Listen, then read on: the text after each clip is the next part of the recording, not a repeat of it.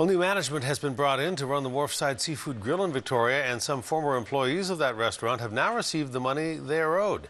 It's the latest development following a CTV News investigation that uncovered a list of claims against the Wharfside. Over the weekend, a former cook filed a fraud complaint with Victoria Police. Today, as the restaurant took steps to settle claims, protesters were rallying outside, and at least one more employee came forward. CTV's Stephen Andrew has the latest. He joins us now live with more. Stephen. Hudson, for years, the Wharfside Seafood and Grill has been known for its food and the view of the inner harbour. But now it's getting known for complaints by former employees and protesters. The signs were there even before the restaurant accused of not paying some former employees was scheduled to open this morning. Change has come to the Wharfside. Former operator Duncan Morrison is gone. In his place, a new management company running the restaurant. And money is beginning to flow to former employees. I delivered 9 bank drafts to the Labour Board, satisfying a further 9 outstanding complaints against the company. The remaining complaints will require a review of the amounts being claimed, and the Wharfside Seafood Grill will comply with the Labour Board's procedures in resolving these in a timely and equitable fashion.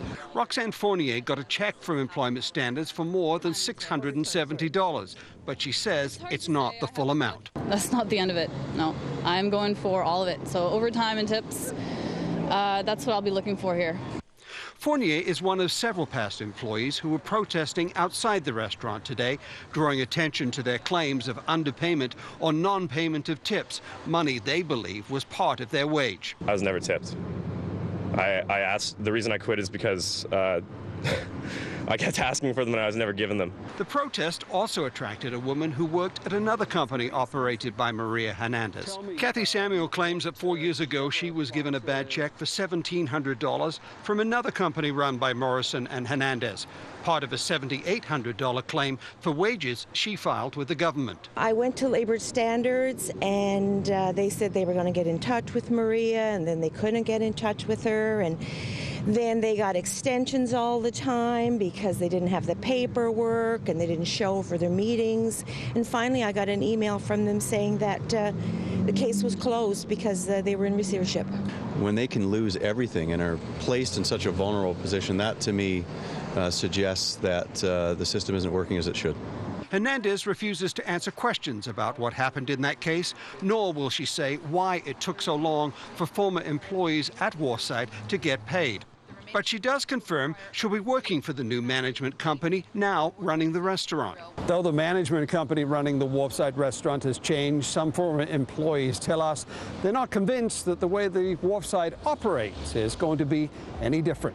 She should be held responsible for it too. She can't just be hiding from her ex-husband. Oh, Duncan, you take all the blame and I'll take over the company.